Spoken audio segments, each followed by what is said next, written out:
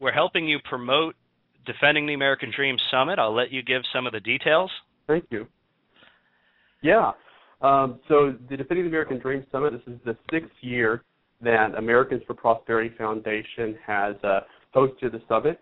It's hosted in D.C. every year, and it's really the premier event for free market activists and advocates of limited government to come together to talk, to learn about the policies and how they affect them, the future of our country, and how they can get involved in the debate. And I have to say, you know, in New Jersey we have Steve Lonigan, who's the state director, and he has done an amazing job of helping to organize groups of grassroots activists to do things in state and also out of state. And what Americans for Prosperity has done for over these years is just absolutely incredible. We are absolutely thrilled and proud to have been given the honor to come down next week and sit on Radio Row and do our program. And we very much look forward to this every year. Oh, we're honored to have you, and I think you're going to have a really great program to work with. We've got some amazing speakers. I don't know if you've described them yet on your show, but I'll be glad to just list off a few of the top names. Sure, go ahead. Yeah, we've got Wisconsin Governor Scott Walker, and I think all free market activists know that he's really one of our big champions. He's changed he's really changed the way the debate's held in Wisconsin over public employee unions, public employee benefits, which is of course affecting the way a lot of states' budgets are going over the rails. Yep. So he'll be there to talk about the successes of Wisconsin. We've got Michelle Malkin, one of the conservative movement's most noted bloggers and speakers. Congressman Paul Ryan will be at the rally co-hosted by our sister organization, Americans for Prosperity. He'll be talking about the future of repealing Obamacare. We've got Senator Ron Johnson from Wisconsin as well, Mark Levin, and lots of other great people. It's all on our website, defendingthedream.org. And even though Mark Levin's a competitor, we love him.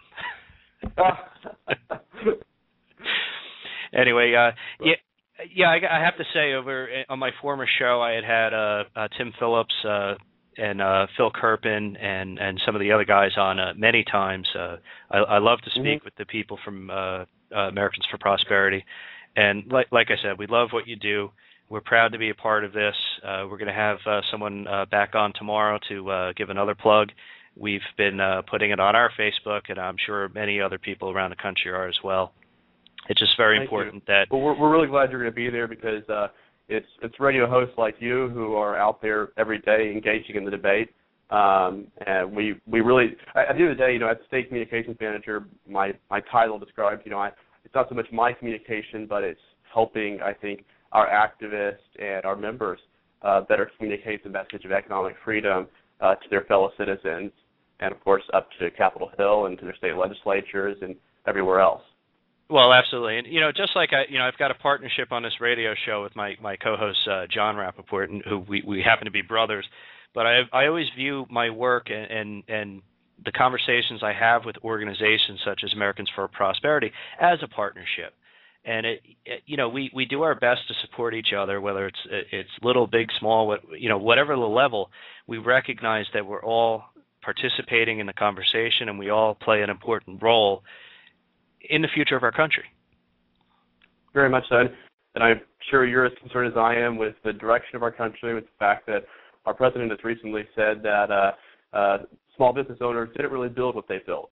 The fact that that's our own president saying something like that is indicative of, I think, the direction the debate is going on one side of the aisle. We're interested in making sure we shift the debate across the country back to what the value of entrepreneurs are, what the value of small business owners are for our country. And if we can provide a forum where people can come together and talk about that and talk about what these policies mean from a philosophical level and from the standpoint of how they affect our future as Americans, then I'm proud to partner with you on that. Oh, absolutely. And I'm sure the president would love to take that statement back. Well, maybe.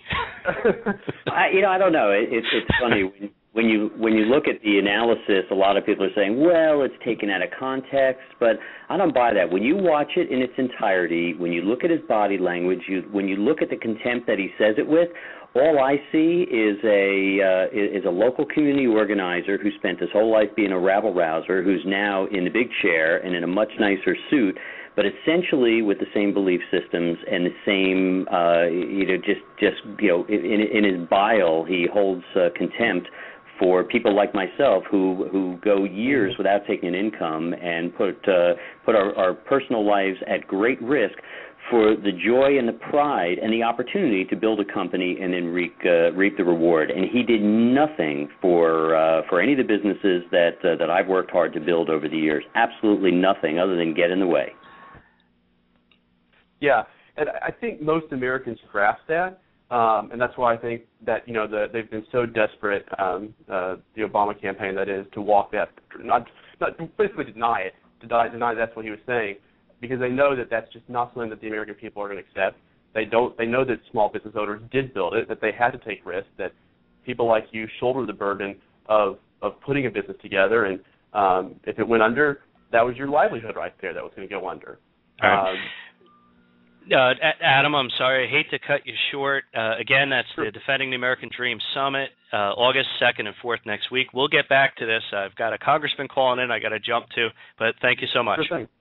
Thank you. Thank you.